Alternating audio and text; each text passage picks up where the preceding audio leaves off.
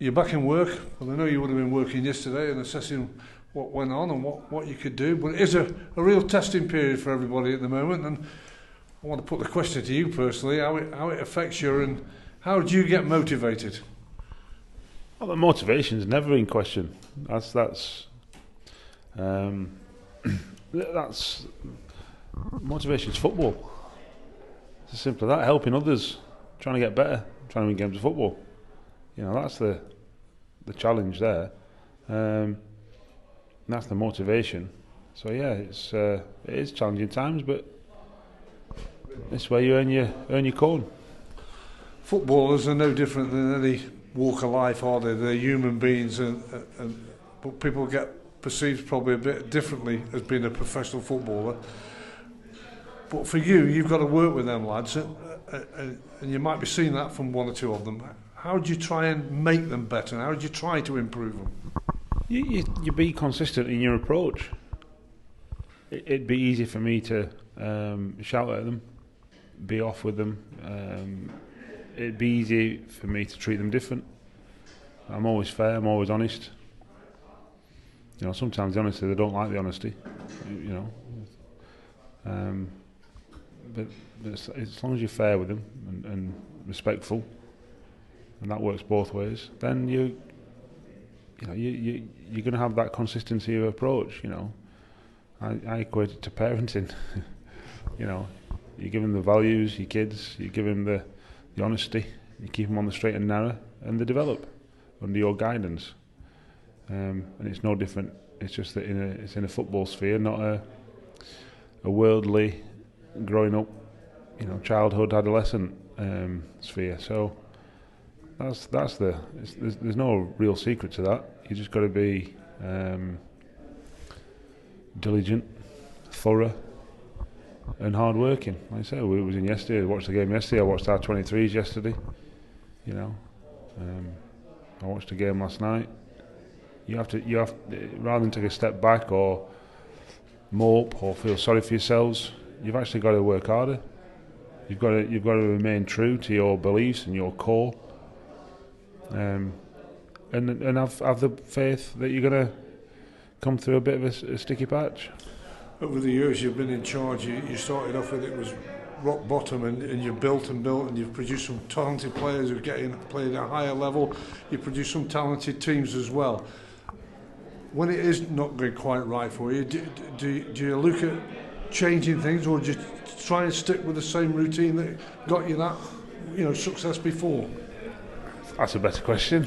I think it's a harder question to answer, is what I mean. I'm not trying to be condescending.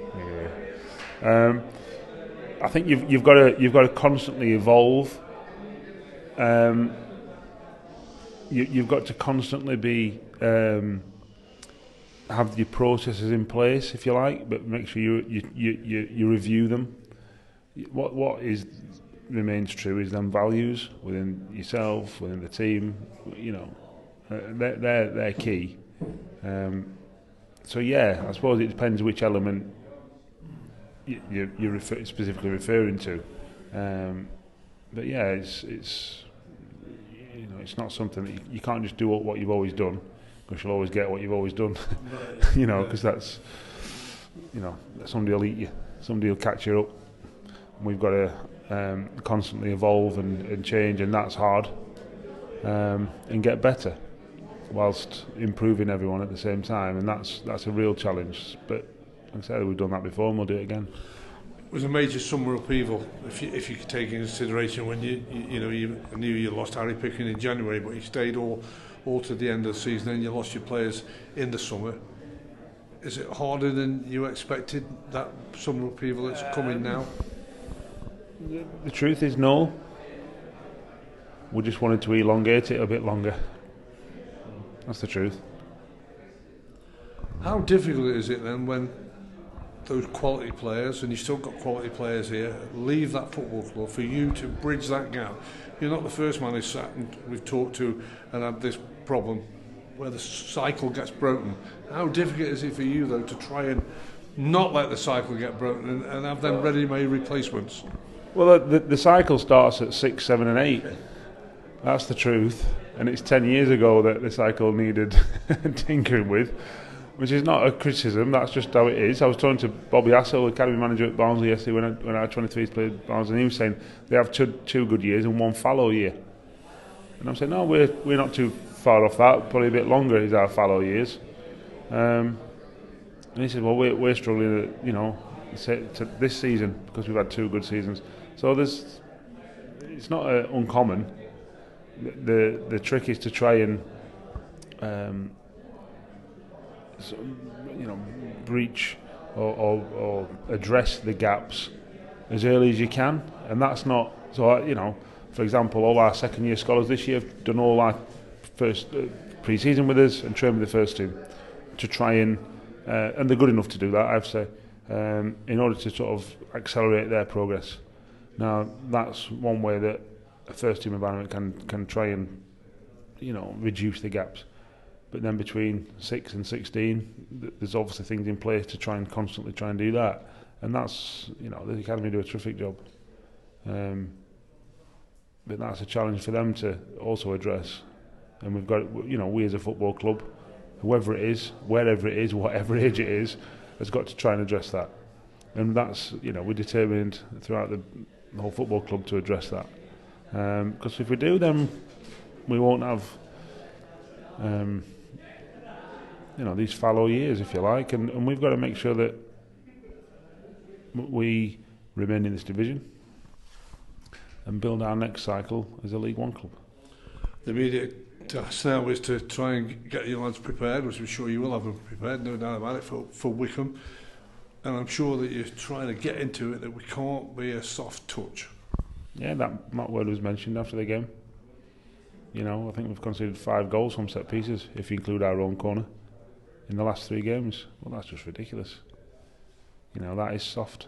It's an easy, one of the easiest bits of the game to defend because it's structured. You know where the ball's coming in from. It's a corner or a free kick. And you've got to make sure that you do your jobs. So that's a starting point. And we've also got to make sure that if there is any setbacks, whether that be somebody hitting the post or a goal going in against us, it's not terminal. And at the minute, I think for some of them it is. Well, that's nothing but mindset. And there's another, whether it be 70 minutes or 80 minutes, 40 minutes left to play. And, you've got to make sure that you have the belief that you can still win the game. So there's a couple of bits. Well, there's lots of bits, but there's a couple of bits that we'll be telling the lads that they've got to improve upon. And just on Wycombe, they're back in League One, having done terrific to get to the Championship, and he has his way of playing, doesn't he, Gareth Ainsworth, and it's been effective. You've only got to see he was able to bring Sam Vokes in as that big target man replacement. Yeah, I saw him a couple of weeks ago in the international break when they beat Gillingham. They were 2 up after 7 minutes. It was game over at that point. So you know what they are. He's done a terrific job, Gareth, there, and he's got some good players. High energy, they are the epitome of what Gareth was as a player. So we know what we're going to come up against, and we've got to make sure we have the answers, and we've got to make sure that we also, like I say, I thought we played far better against Sunderland than we did against Fleetwood, but we've got to make sure that we do even better.